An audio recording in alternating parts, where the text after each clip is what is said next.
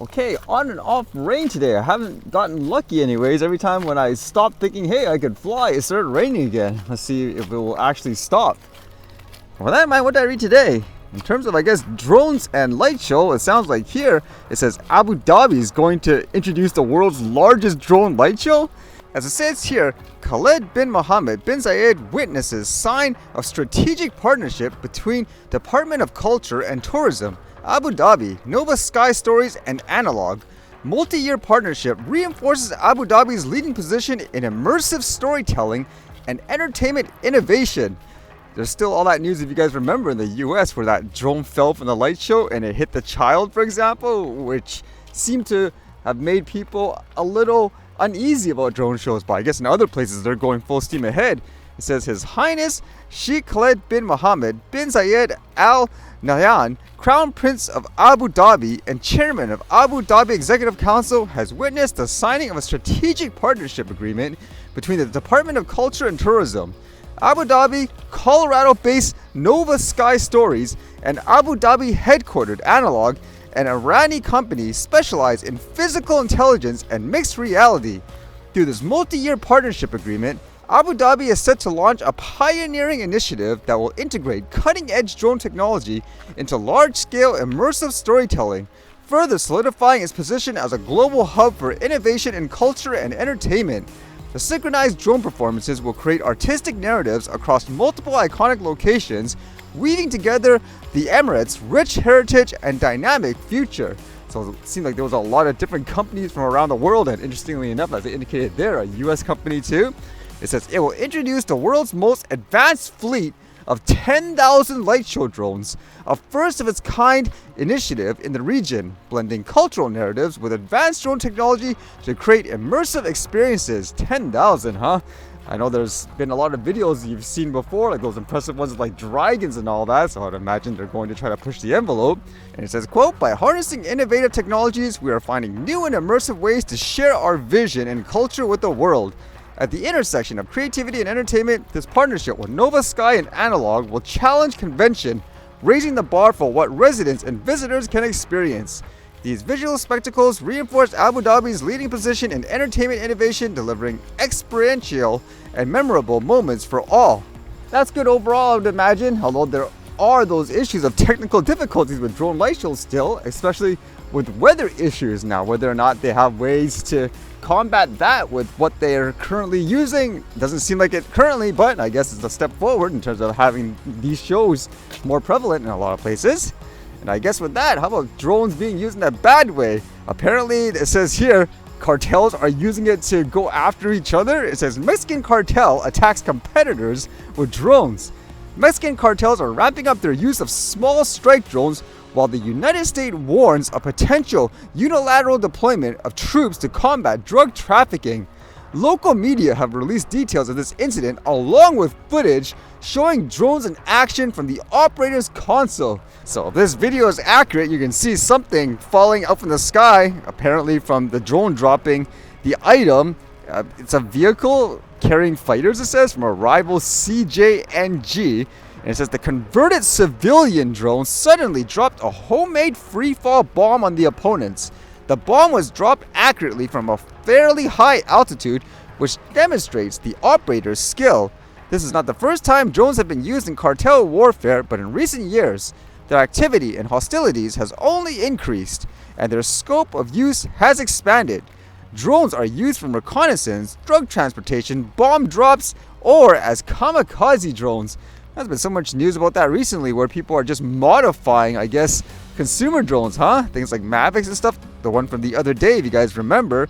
The Border Report, a special edition focused on events along the US-Mexico border, highlights that cartels are increasingly using drones on a daily basis to monitor the movements of US Border Patrol agents near the border wall.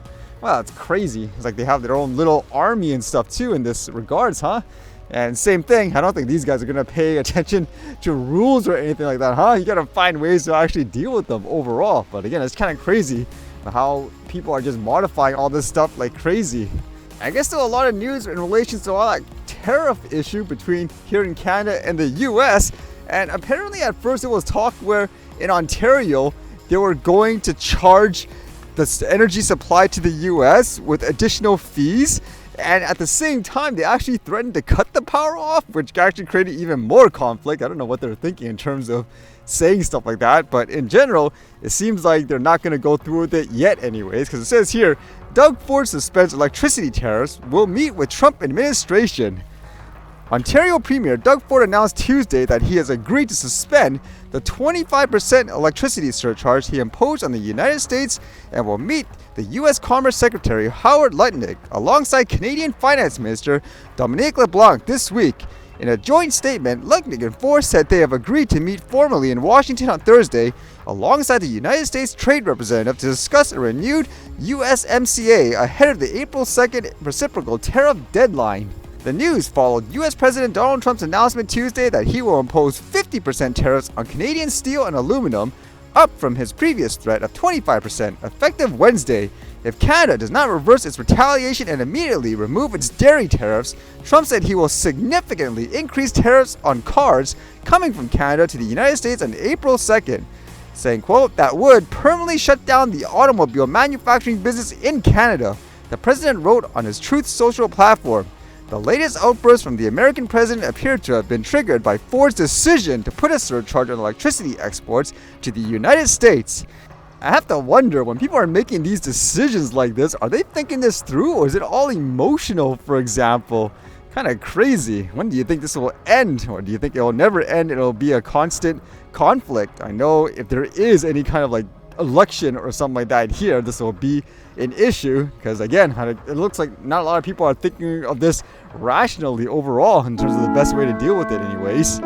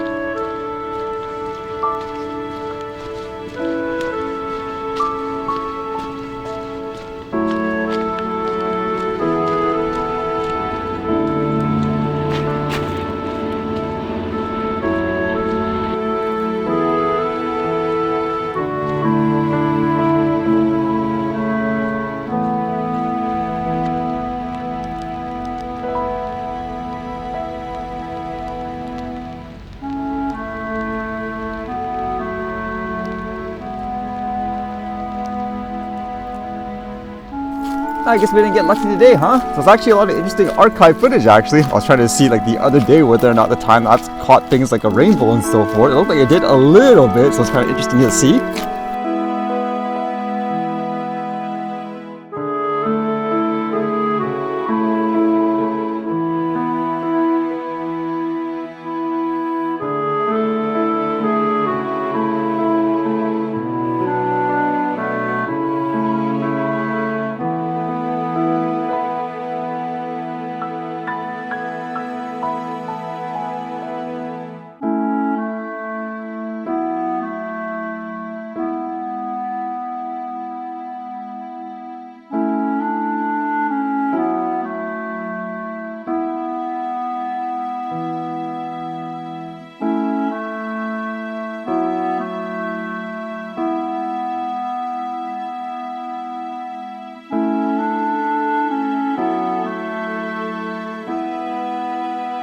Alright, see you guys later.